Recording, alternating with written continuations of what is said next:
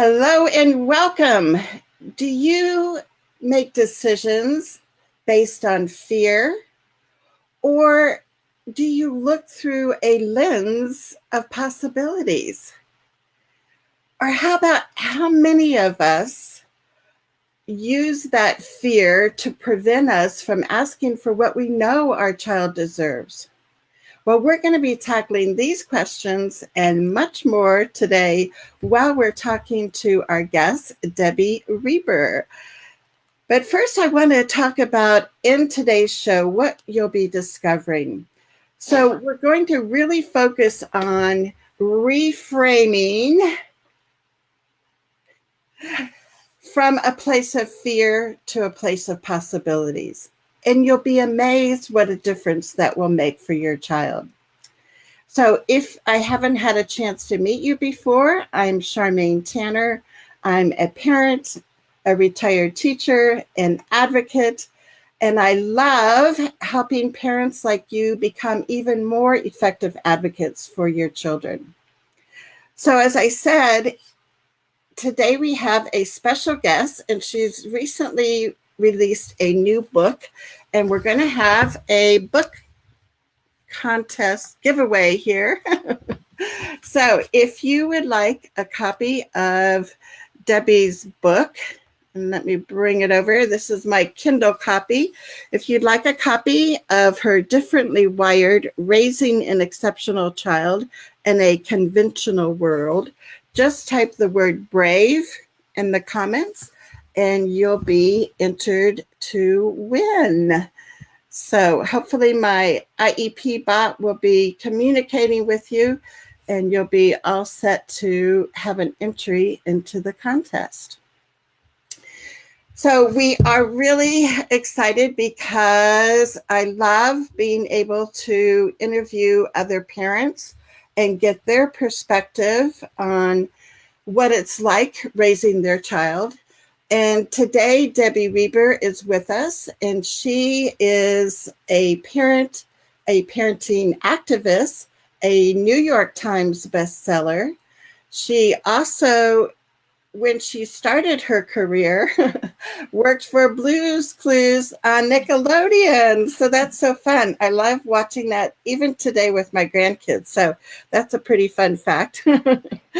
But Debbie also has she's the founder of Tilt Parenting, which is a website. She does a weekly podcast. She also has a social media community of people like her that are raising differently wired children. So as we welcome Debbie today, I would encourage you, if you're watching the replay or you are with us live, to type in your comments or any questions that you have. And that way, both Debbie and I can respond to your questions. So welcome, Debbie. Thank you so much. I wanted to, the other thing that I forgot to mention is how about 5 years ago, your family moved from Seattle, Washington to Amsterdam. And that's where you're homeschooling your son, Asher, who just is a new teenager. Yes. But one of the things I thought was really interesting is how you chose the term differently wired. So if you want to talk a little bit about that, I think that would be great. Sure. I'm a big believer that the language we use really matters, and that it can frame how we feel about situations. It certainly impacts our kids who are maybe neurologically atypical and who maybe have labels assigned to them that might not really resonate with them. And so as I started developing Tilt Parenting and I was doing all of this work and connecting with lots of parents like me, I was really being thoughtful and intentional about the language that I used. And I found that so much of what existed felt so negative. And, you know, in talking with my son, Asher, who when I founded Tilt was maybe 11 at the time, and he was really involved. And so even as I was naming Tilt, he was putting the kibosh on all kinds of terms that I was coming up with. But differently wired, and I don't know where it first came to me, but I'm sure I must have heard it somewhere before. I didn't make up the term, but I think I've popularized it in the past couple of years. And it just clicked with me because I very much believe that, disorder, there's so much medicalized terminology, and I don't see differences as deficits. I see them as differences that we need to acknowledge and certainly support when we need to support them. But I really like the spin of this just being a matter of fact that some people are wired differently than others. And that's totally fine and perfect. Oh, exactly. And I think it's wonderful because the more we can get away from that medical model of special education, and I think that really does help us frame differences in a different light. So thank you for being a spokesperson and being out there for that. Sure. The other thing I thought was interesting is your choice of the name for your podcast, Tilt Parenting. And I know in your new book, you have 18 different tilts for parents. So before we dive into one of those, if you want to talk about how you came up with that phrase. Sure. Yeah, I actually get asked this question a lot. People want to know if TILT is an acronym for something, and it's not. And I always say, if you come up with the right words to fit in that work with what TILT's all about, let me know, because maybe it will become an acronym. But there's actually a little story I'll just share behind the name of TILT. And it is that the summer before we moved here, as you said, 5 years ago, we left our home in the US and we moved to the Netherlands. We went to the Jersey Shore with my family.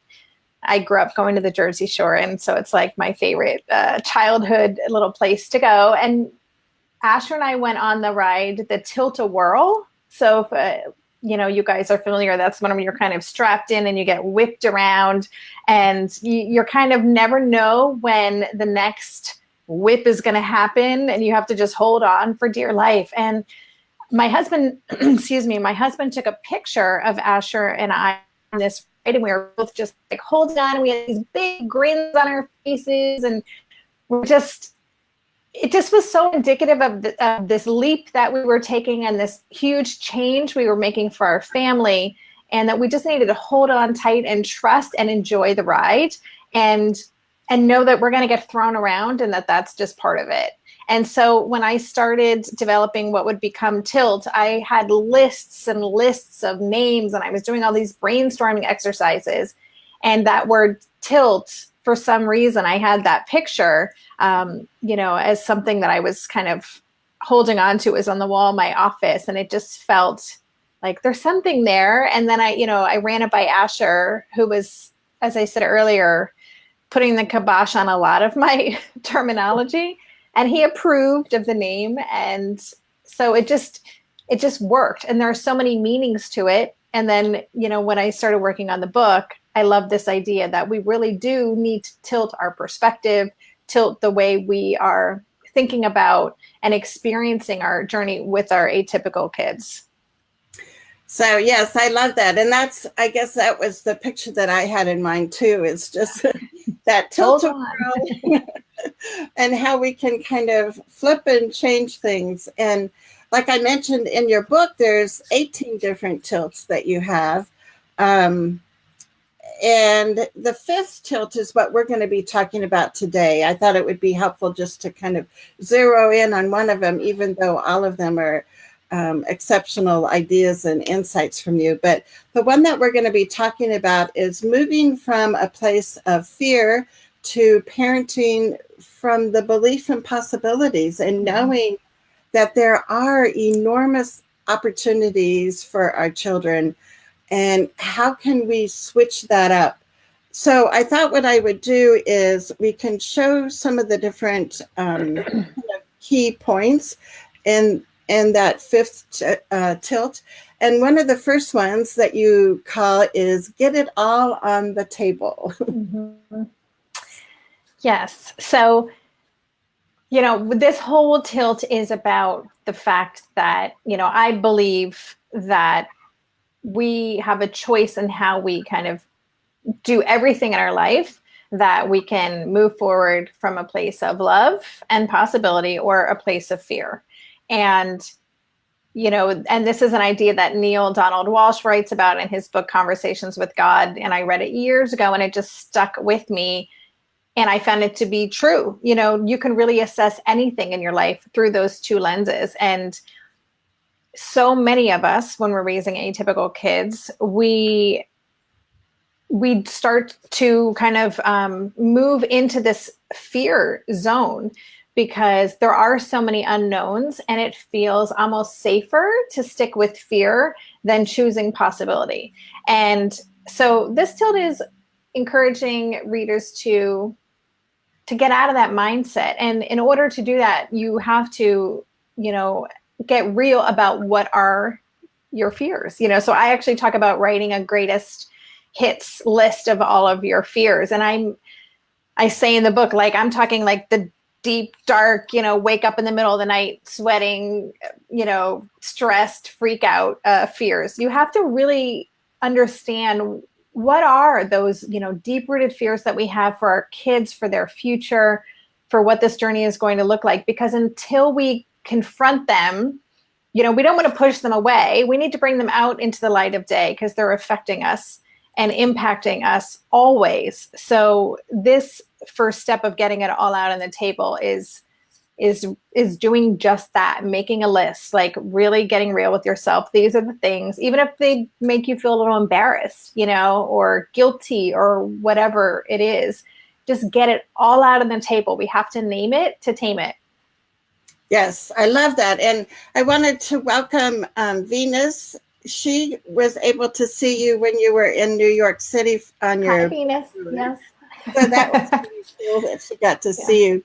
And then let's see, Lissa is here from Idaho. So welcome. Lissa. I'm glad that you were able to make it live.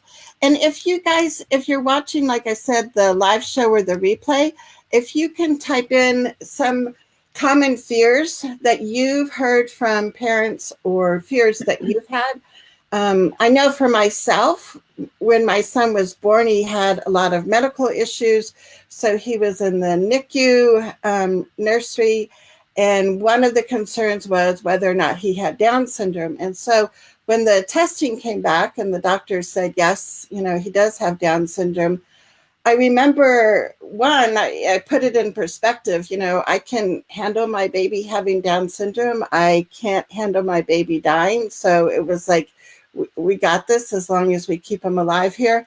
But I know the two fears that immediately came up for me was one, that he would have to be in this group home when he was an adult. And I had this vision of group homes that I knew about.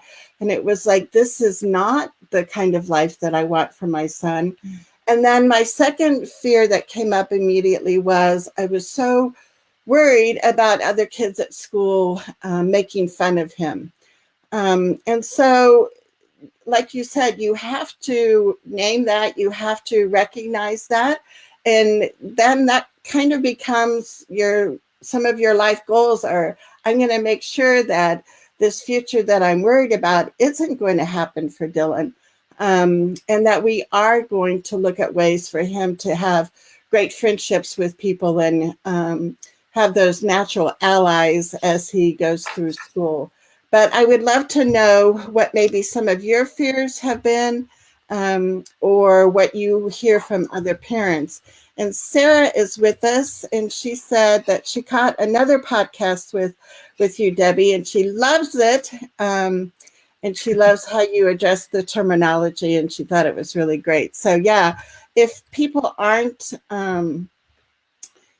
subscribe to Debbie's podcast, it's Tilt Parenting.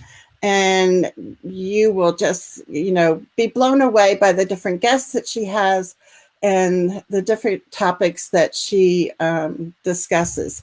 So Venus says, or getting in an altercation with a bully and getting murdered. And that, unfortunately, for some parents is a founded fear, right? And that's something that sometimes can just grip us, and we can be frozen in that state.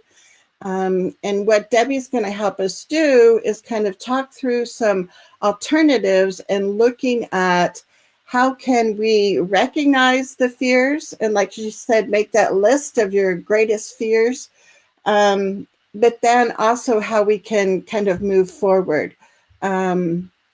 So Venus also says, my biggest fear is my son getting hit by a car crossing the street. Me Yeah, too. so that is, you know, I mean, those are those thoughts that maybe other parents don't have.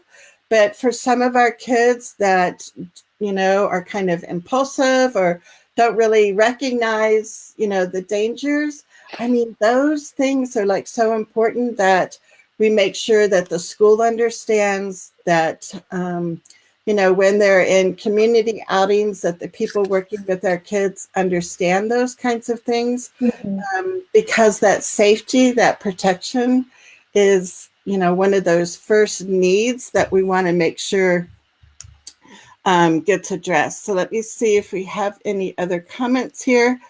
But Lisa Can I? says, go ahead. I was just gonna jump into and say, you know, Venus, that is, you just nailed one of my biggest fears too. The crossing the street, that safety issue.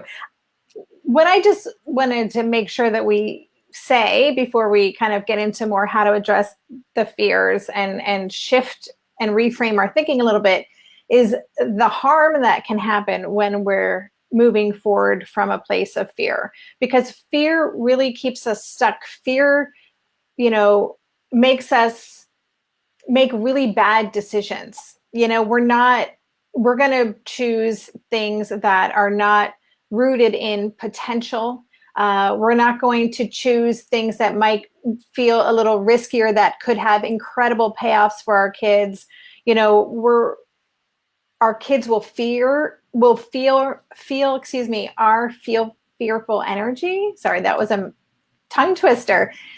But they will notice that too. And they feel it, right? These kids are so sensitive and tuned into our energy. And so just like, you know, it will impact how they feel. It's going to create potentially more anxiety for them. So there's so many ways that, you know, and that's not to say that these aren't real concerns. Certainly safety is a huge issue for a lot of our kids, and it is for any parent, but for kids who are kind of heads in the clouds half the time, then it's a real issue. And so I think it's fair to be concerned about those things and make smart choices around how we can protect our kids, but we don't want to awfulize things and go to that dark place and kind of let that dark place, you know, mean that our child's never allowed to leave the house, or, you know, kind of have us make decisions that are ultimately going to hurt our kids. Right. Oh, I know. And Lisa had a couple of comments. She said, fears that have turned into a realistic reality has been hardest for me to deal with. Mm-hmm. She said, yes, my fear is of my son in an impulsive moment ends up injuring or killing himself. Mm-hmm. And so, you know, these are the things, like I said, that, you know, these are the things that, you know, when you're trying to sleep at night, sometimes will prevent a good restful sleep. And I know Lisa as a parent, and I know that she is, you know, actively involved in doing everything that she can to support her son. And I think there are times that you need to maybe find a friend that you can talk to. You know, if you have a spouse or a partner that you can talk to, that can be really helpful. Having these communities of other parents can make a huge difference where we can support each other. But yeah, the reality is a lot of times parents are dealing with, you know, pretty enormous fears. And like you said, our kids pick up on that energy. And that's something that we really need to be aware of. And model for our kids how we can shift. So when our kids are dealing with their own fears, how we can help them understand there's another way that we can shift. And yes, we recognize that. And now let's, what are we going to do about that? And Venus says, yes, these are very deep. Mm-hmm. Yeah, Mm-hmm. yeah. And I appreciate your vulnerability and your honesty, Venus and Lissa, and the other viewers that we have with us live. And I thank you for opening up and trusting and sharing with us today. Another key point that Debbie has in her fifth tilt is turning those oh no moments around. So, Debbie, do you want to talk about how you add some other words and make that a little bit more positive? Yeah, sure. So I actually interviewed this woman for my podcast. Her and Allison Carmen. I almost said it was Carmen something. Um, she wrote a book called The Gift of Maybe. And I found her when I was researching this book, and I was like, I have to talk with you because I loved that idea and of, just again, how the language we use can completely change our experience. And so, this is an exercise in that, just noticing when we are framing something from a place of lack or fear or comparison or whatever that is. And so I say, if you can put "oh no" in front of a statement, then it's something you can turn around. So so if the thought is, my child will never graduate high school. If that's one of the fears that made your greatest hits list, or if that's something that you think about regularly, you put the word "oh no" in front of it. Oh no, my child will never graduate high school. That's a sign to you that, okay, I'm operating from this place of fear. And so the way we can turn that around is use words like maybe. And how would we re-say that using the word maybe? We'd say, maybe my child will graduate high school. Maybe he will. We don't know. We have no idea. Like, we can't control the future. We can't control anything, right? Curiosity is my favorite word. I think it's especially when you're raising an atypical kid, being curious is the best thing you can do, because again, we don't know what's going to happen. So if you can bring curious energy, I am so curious to see what happens with this kid. Like, I'm so curious to see what the rest of his school looks I think like. we just Oh, have I frozen?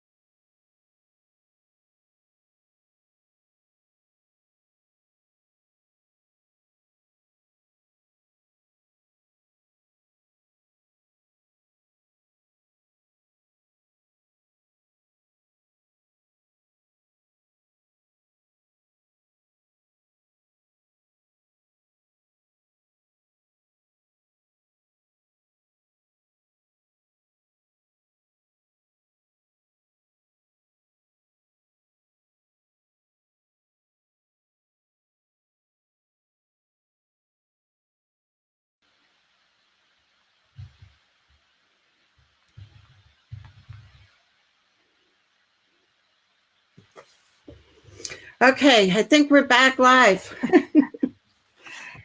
It's probably that all the way from Amsterdam to the United States, right? Something. So I think most of the viewers heard your talk about the oh no, but maybe if you just want to summarize that again, in case we were frozen when they were watching. Sure.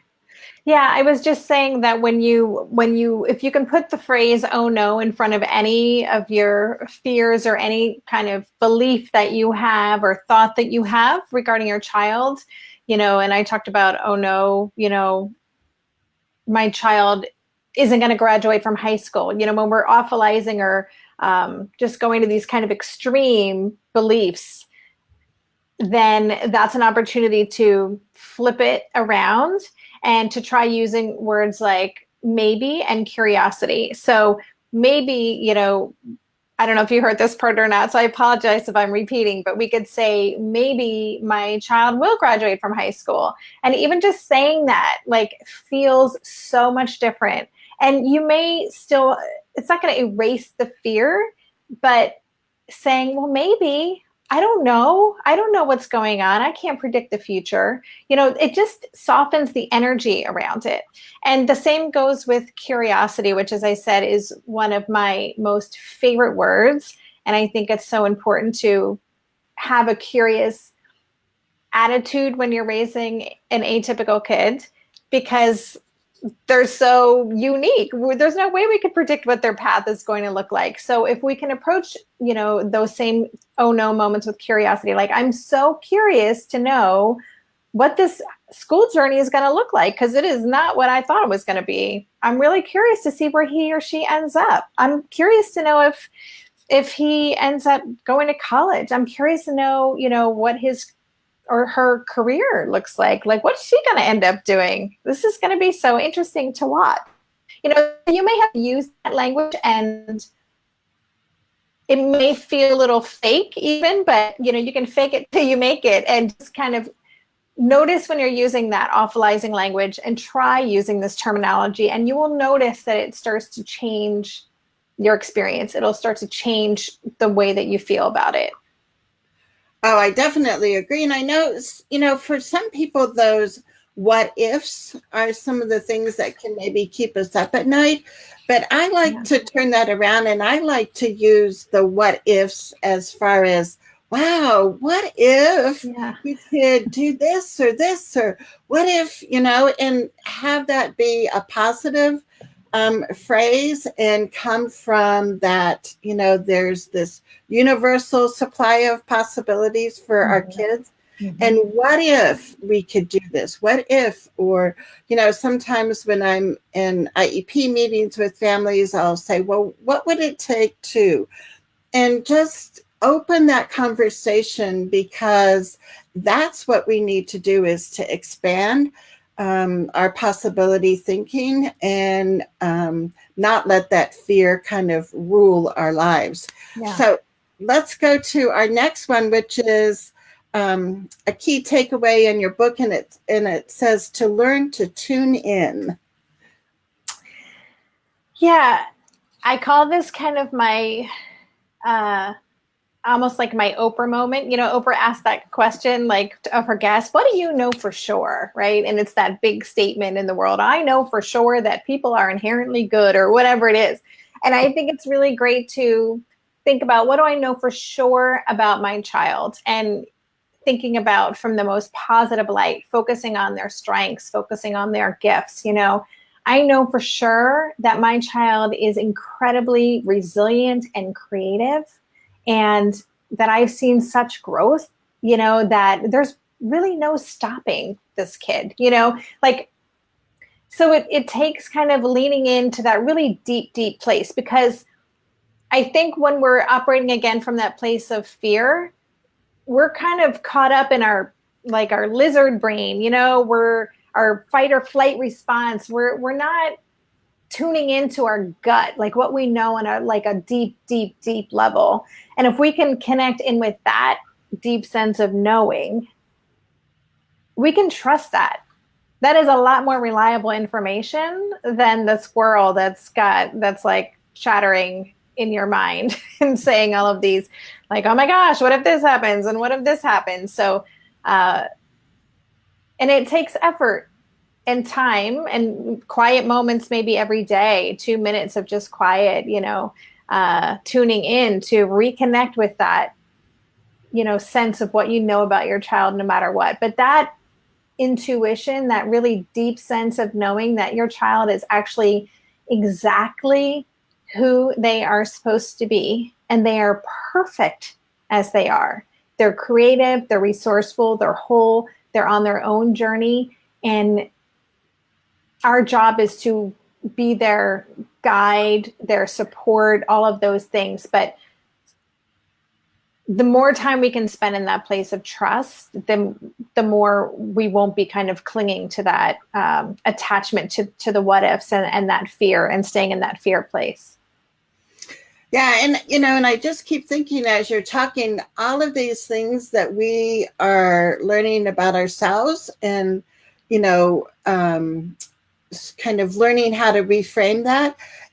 These are all the same things that our kids need to be able to learn.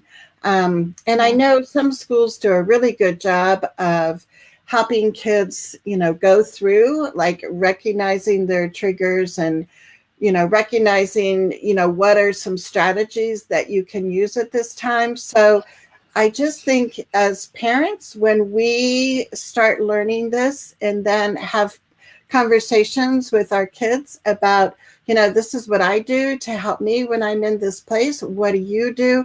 And this can be a conversation starter with our kids, because we also want them to recognize the difference of fearful thinking or coming from a place of possibilities. And that will make such a huge difference for our kids and their lives. Mm-hmm. Yeah, I think, that's such an important point, that we are modeling everything for our kids. They're watching us constantly. And if we can talk out loud about our own process as we're doing this work, even talking out loud about, I noticed that I'm really using this kind of awfulizing language, and I'm going to try to stop doing it. Will you do me a favor if you hear me saying, I can't stand this, or this is terrible, or any of this kind of extreme language, will you remind me that I'm not supposed to be using that anymore? So we can make it even fun, but we can really expose our own journey, and our kids they'll notice. They're going to soak it in and make sense of it, in their own way. So I think it's a great opportunity when our own personal growth spurts can, like, bleed over into our kids' lives. Oh, exactly. And Sarah is saying that, let me bring up her comment here. She says that my child is exactly who she's supposed to be, and she's perfect just as she is. And that's like this wonderful affirmation that you can be saying to yourself, that your child can be saying to themselves. And yeah, that mindset makes a huge difference in the quality of life that we have, right? So I think that's, like, super important. And Sarah says that that's a great message. And I know a friend of mine, Kathy Snow, who wrote the book Disability is Natural, talks a lot about, how that's one characteristic of our kids. And we've always had people with disabilities. We always will. And for our kids to realize that that difference is a gift, because that does make them unique, and it is okay to be different. So those kind of messages, in what you were saying, Debbie, as far as how important our language is, how our kids hear us talking about them, they are soaking that in. And so we need to really be cognizant of the language that we use when we're talking about our sons or daughters. Absolutely. Yeah. Yeah. So the next one I like is called Get Your Brave On. So it's not exactly building your muscle that way. No, You can do this, right? Yeah, absolutely. I think that, again, when we're in a fear place, we're operating from a sense of deficit or lack or weakness. And we also, I think, as parents with atypical kids, we can feel like we're not equipped, like we don't have what it takes to support this child the way they need to be supported, or this is too hard, or I just want to stay in this fear place because it feels safer. And I will just say fear does feel safer because it's more known. Yeah. But that's a lie. It's not safer. It's That's your lizard brain kind of throwing you off course again. But it does require some bravery to confront your fear and to say, okay, I see you. I recognize you're there, and I'm not going to give you that much attention. Like, you can be there doing your little thing, but I'm not going to give in. And that requires some bravery. And so when I say get your brave on, I'm encouraging people to just reflect on times in their life when they have been brave. We all have had situations where we had to be really uncomfortable, step outside our comfort zone, or step up and do something that felt really, really hard. And so when you can, even kind of find one example of a time where you really, showed your bravery, or you leaned into that courage within you, and hold on to that as a reminder that, you do have what it takes. You're strong, you're brave, you're determined, and you can do this. Yeah, so it would be great if you are with us live or in the replay to type in the comments, like Debbie suggested. Think of an example of when you were really brave. Think about how it turned out in a positive light. For me, I know sometimes it's just scheduling doctor's appointments for my son, and, having that worry about what the doctor's going to be saying when you get the results for the test. But knowing that this is going to help you move forward, knowing that this is something that's going to be useful. Sometimes it's like, just do it scared, right? And it can be going to meetings at school and being worried about how it's going to come across when you request something that that your child deserves. And but you do it anyway. You speak up for your child anyway. So it would be great for you guys to give us some examples of when you've gotten your brave on. And Lissa says, I don't necessarily think fear is always bad. My fears have driven me to advocacy and action and great pre-planning skills for the well-being of my son.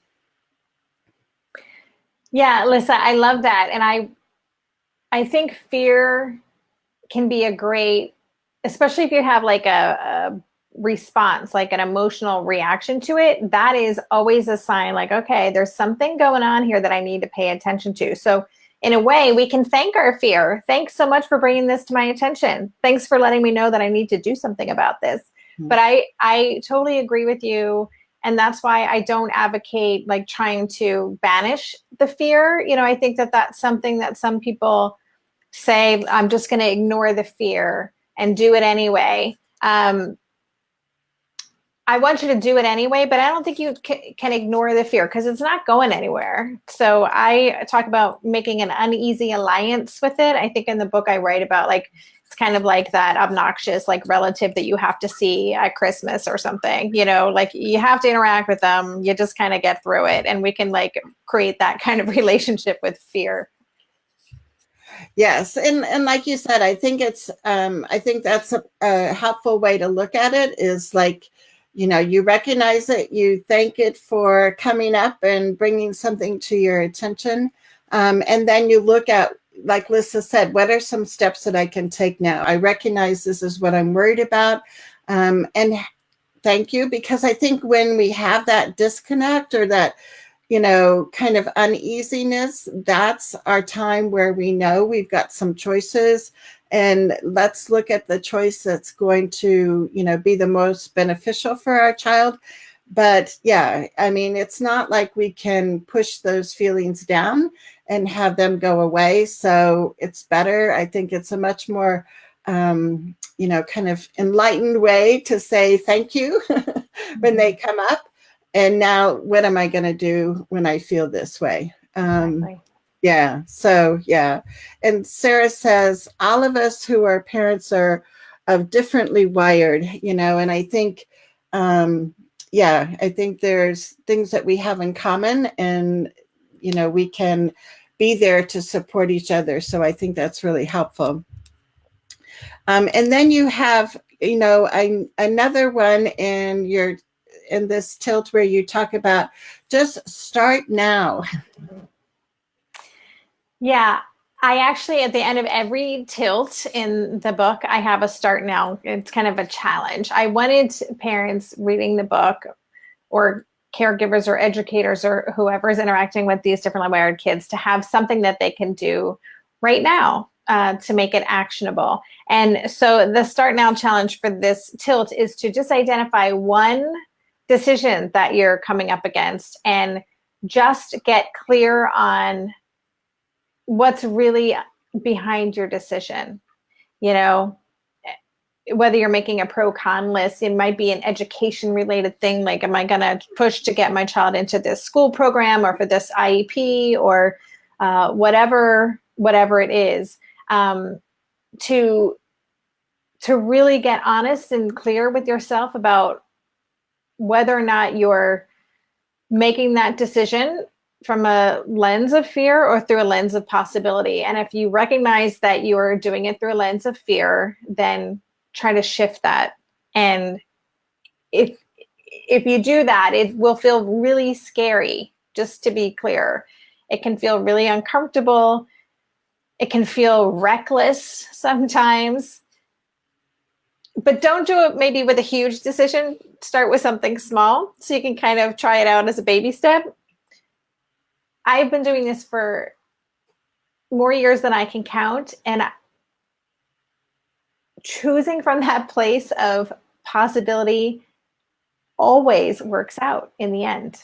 It just does. I don't know why, but that's the way the universe goes in my experience. And things just open up. We experience it differently. Our kids experience it differently. So that's my start now challenge, is to just identify one thing that you're thinking, that you're kind of trying to decide, or a place where you're potentially pivoting, but you're not sure what to do, and try to consciously move forward, making a decision through a lens of possibility.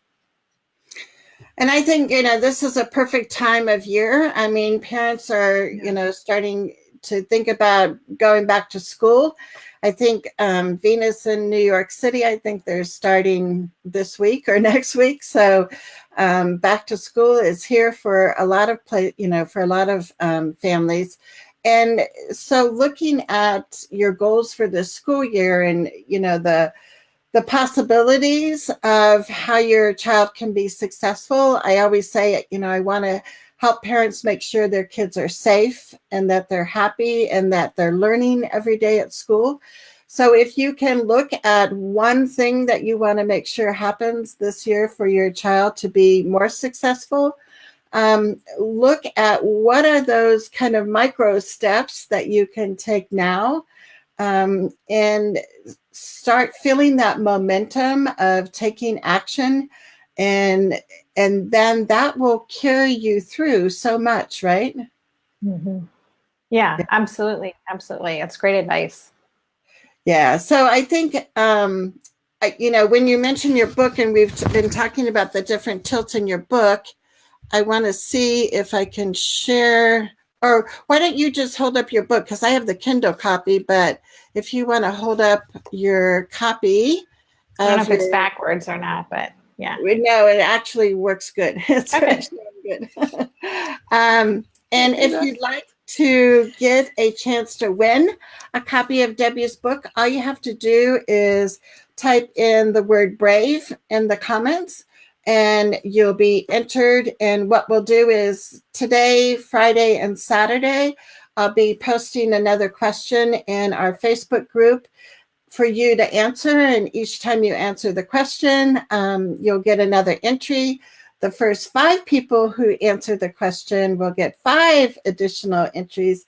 And then on Sunday, I'll have either Siri or Alexa pick the winning person, and I'll order you a book and get it shipped off so you will have it in your mailbox. So I'm excited to be able to share Debbie's book, and I hope it's one that you will recommend to other parents.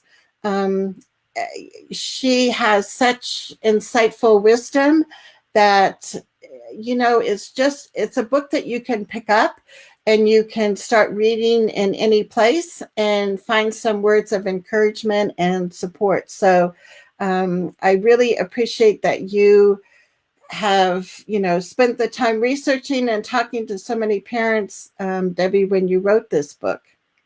Thank you so much. Thank you for those kind words. And it was the hardest book I've ever written, for sure. I felt I wanted to get it right. I put a lot of pressure on myself because I see that we're at a sea change in terms of changing this conversation for our kids, because I think they just deserve so much more in terms of the way they're experiencing their childhoods and how they're being perceived by so many in society and the education system and on and on and on. So I really wanted to get this right, and I'm really excited by the response. And it's been so great to connect. Like, getting to talk to all the parents I interviewed for this book was a gift to me, because I got to have these amazing conversations with the most, I said it was the bravest parents you'll ever meet. And it was a real honor to do. Well, that's great. And I know you have your website, so that's tiltparenting.com, right? Yes. And your weekly podcast, and that's on iTunes. Mm-hmm. I would encourage people to subscribe to Debbie's podcast. And I know you have one that you are doing with your husband coming up. So do you want to tell us about that? Yes, sure. So he's been on the podcast one time in 118 episodes, and it was a while ago. It was episode 56, and we just had a conversation where we shared very intimately what we've gone through as a couple in trying to get on the same page, because we weren't for a long time. And so when I was doing the book tour, that was something that came up really in every stop. And then as I've been doing conversations and book club groups and talking to more and more parents, this always comes up. What if my partner's not on the same page? I know not everyone's co-parenting in the same home, but or even with an ex, how do I get them on the same page? How do I get them interested in all of this stuff? So I've asked my husband if he will come back on the show, and he said yes. So I don't know if he knows what he's in for, but I will be recording it next week. So I've invited people to send me questions. So you can email me at debbie@tiltparenting.com if you have a question that you want us to answer together, or specifically for Darren. He's pretty in tune with himself, and he'll go there. He'll be very vulnerable, I'm sure, in this conversation. So we might get some good insight from him that would be helpful. Yeah, and I think that's a topic that doesn't get discussed much, but is something that is a common kind of, underlying kind of emotion, or, just this, you feel it in the room, kind of the elephant in the room. Mm-hmm. And so I think with your podcast with your husband, that will give people permission and maybe some conversation starters to use with their spouse or partner, so they can begin that conversation. Because just like when we were talking about how kids pick up on our anxieties and our worries, and kids also pick up when there's, a disconnect between what the parents are doing. So that'll be a great broadcast.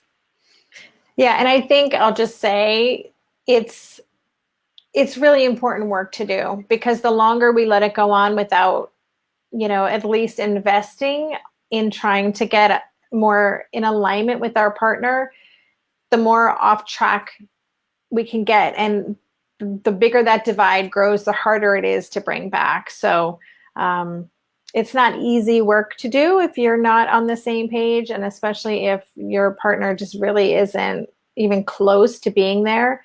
But I think there are ways that we can design an alliance with them, or at least to feel more at peace with the way, we are kind of co-parenting. Right. And so Lissa asks, how do you find your podcast? So a couple places. It's on Apple Podcasts. That's where if you can subscribe there. And then if you go to my website, tiltparenting.com/podcast, they're all there. They are organized. You can search by topic, so school or ADHD or anxiety or whatever, homeschooling, whatever it is. And you'll also just be able to get a list of those. But you can scroll down and you can just kind of see what's there and just click and play it from my website as well. Okay, and I'll come back in our post and I'll put the links for Debbie's website and the link for her podcast. So then that'll be easy for parents to just click there. So she says, okay, thanks. And Susan is with us from Denver, and she says, great point of having partners on the same page. I've been so lucky. My husband is so much involved with our son's everything every day. So maybe we should talk to your husband for the podcast. That's awesome. That's great. I know. I know. Awesome. Yeah. So this has been a wonderful time. I am so happy that we were able to connect, Debbie. And I've just really enjoyed reading your book. I've been in the book club, but I seem to always be catching the replays of your book club podcast. Or Zoom meetings, but I just think that what you have to say to parents resonates with how they are feeling. It helps so much to be reminded how we can reframe our thinking and move on a more positive path while recognizing our fears, but moving forward and doing something to start now. So I so appreciate you being here with us today. Thank you so much for the invitation. I love doing this, and I really loved having this conversation with you and with everybody. Yeah, thank you. It's great. And as I said, if you're watching the replay, come back and write comments and questions, and we'll respond to those. We are live every Thursday at noon Mountain Time. Next week, my guest is Sue Swenson, who is the president of Inclusion International. And Sue has been in the field of education and advocating for students with disabilities for a number of years. She's a parent. She also worked in the Federal Department of Education. And we're going to be talking about how to create systemic change in our public schools, which is certainly needed. And so I'm excited that Sue Swenson will be joining us next week. So I encourage you to put Thursdays on your calendar, and you can join us each week for another live broadcast. So until next week, I'm Charmaine Tanner, and I'm passionate about helping you become an even better advocate for your child. So until then, take care and bye-bye.